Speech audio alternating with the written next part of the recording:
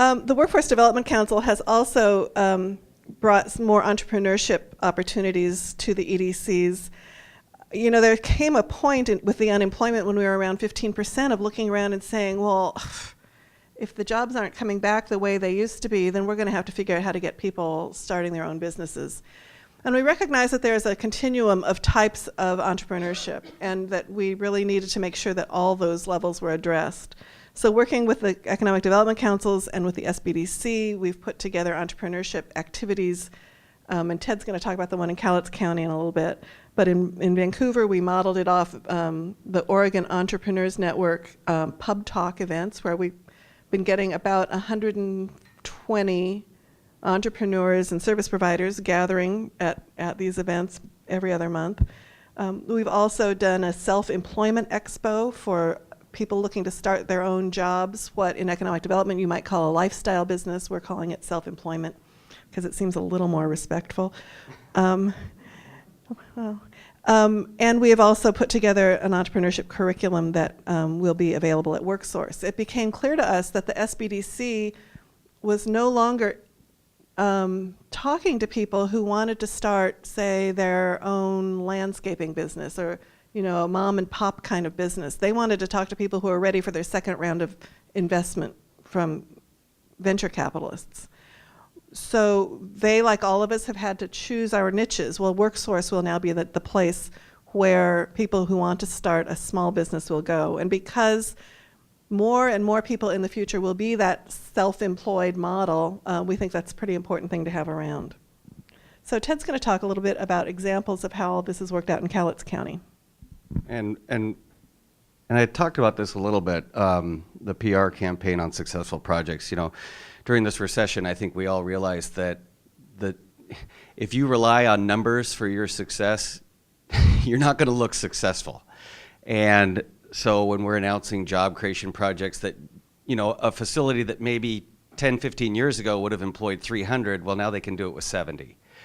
So if we're pounding our chest saying, look at all the jobs we're helping to create, that's not going to be the way to get it done. And so what we did was we during the recession, we haven't had as many clients as we used to have. And so we said, now is a good time. What do good companies do during hard times? Well, they innovate, they try new things. And so we hired a firm out of Texas, and specifically John Roberts, who used to work in the state. And he has a company, Tip Strategies, out of Texas. And we had him come up, took a look at all the things that we do right, all the things that we do wrong, what we can improve, and gave us a new strategic plan, because we hadn't done any strategic planning for about 8 years at our EDC. And so we looked at what we do and how we do it, and it's really amazing what we came back with.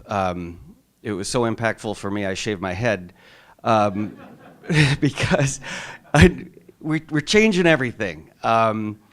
You know, like Jeff said, I've been in economic development for 15 years, and my mantra for 15 years is, no, we work with industrial clients. Don't talk to me about tourism.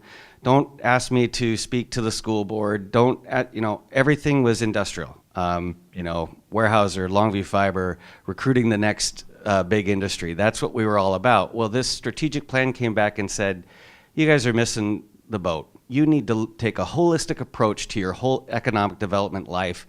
It includes tourism, workforce development. We were integrated. You need to integrate more. Yeah, you have the president of the college on the board. What do you guys talk about?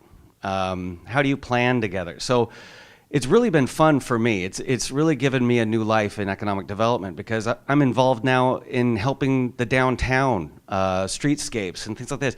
Things that years ago I would have just said, oh, no, I'm an economic development guy. We don't worry about downtowns. Well, we do now, and it's been great. And the board is re-engaged, staff is re-engaged, and it's really just breathed new life into us. So as part of that, the Cowlitz BizNet has been a very fun thing that we're doing now. And it's, again, modeling, stealing is a sincere form of flattery.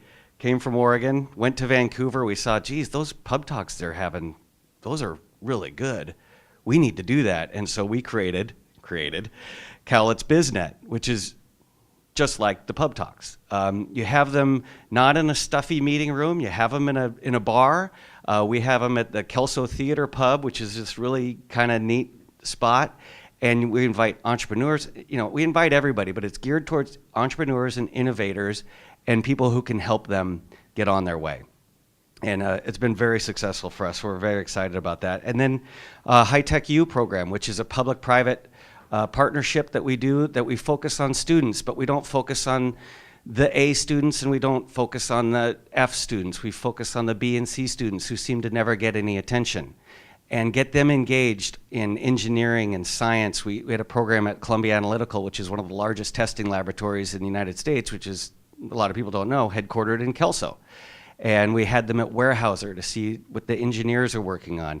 We're going to have an institute up at Mount St. Helens for an environmental type of program for the students. So new and different things. And a lot of it comes because of these collaborations and things that we see that are successful in other places. And so very excited about those things. And now I'm going to actually let Lisa talk about limitations, because we can't be everything to everybody. So one thing we think that often is forgotten, and my colleagues from other parts of the state, I'd like you all to nod your heads vigorously as we recite this, that we may not use workforce investment acts to recruit anybody. The act of recruitment, we may not use it to recruit if any jobs are going to be lost elsewhere in the United States. Any jobs. Okay, has everybody got that? Canada, we have a prospect from Canada now, and we are giving away the market. I mean, and when a company does relocate to your area, we are prescribed from providing any training services for a period of 120 days. Not really clear about 120 days from what, but a good long time. So those are in the Workforce Investment Act. Now, whether they're in the next version of the act, I don't know. It just came out last week, the first draft, or 50th draft, but the first public draft came out last week. Does anybody remember reading that? It's probably still in there. Because, it's good public policy not to use public money to put other people on unemployment. So that's the reason that's there. We think that, I don't know how this got into the limitation section, but there is a huge potential for shared funding and special grants, that the Workforce Development Council could indeed do a lot of business recruitment or other economic development activities if they had non-WEA money to do that with. So that's an area of much potential collaboration in the future. We have had a couple of special grants that have allowed us to do that, including a wired grant as part of the Portland metropolitan area, and that was very, very helpful. That's how we launched the Pub Talk activities.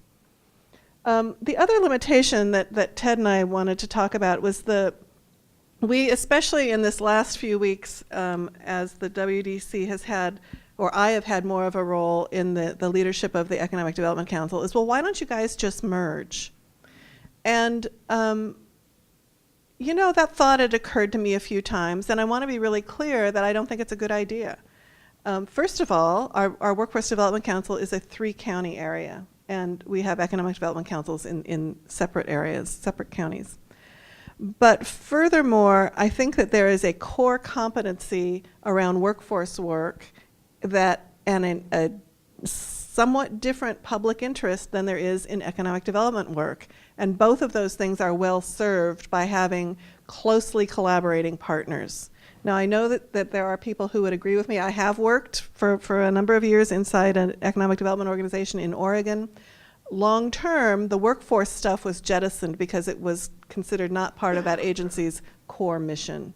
So I think that we want to be really careful before we start promoting that sort of final solution. You want to talk about that at all? No. I agree. So we're now open for questions, comments, or we can take another break. Step to the mic. You can make sure to catch you on recording comments there. Yeah.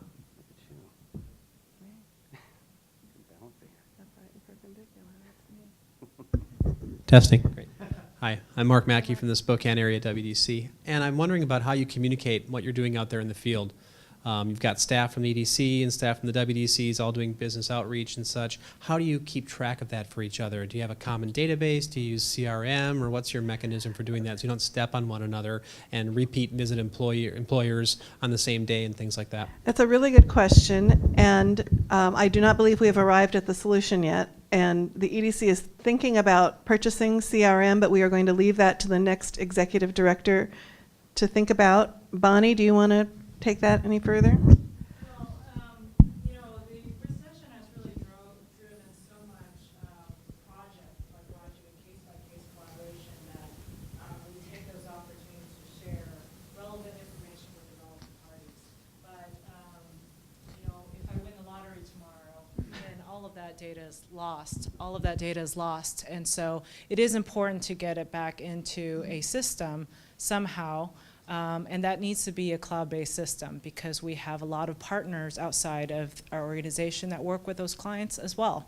And if they're all inputting into their own systems, so it's a bigger question of how do we do this without making it too bureaucratic in a timely manner. So short term, we're really just working very closely, continuing to have regular meetings and touch bases with each other to share information. Jeannie, do you have anything to add to that? Mark, I think that in my past experience in an economic development agency wasn't the lack of having the tool, it was getting people to use the tool. I see a few nodding heads that maybe some others have had that experience. Getting that discipline down in one agency, much less across a bunch, is really tough. We're hoping that with some cloud computing things that we'll be able to approach that a little differently perhaps, but it remains to be seen. And we don't have a formalized system either, but we encourage the partners to allow the EDC to be kind of the quarterback of the game plan. And so when they're going to go out and visit with people, they do their best to communicate with us. Hey, we're going to go see this company. Would you like to go? Are you available to go? Or if not, we just want to let you know that we're in there and we'll let you know what the results are. So it's just kind of, but it's not formalized.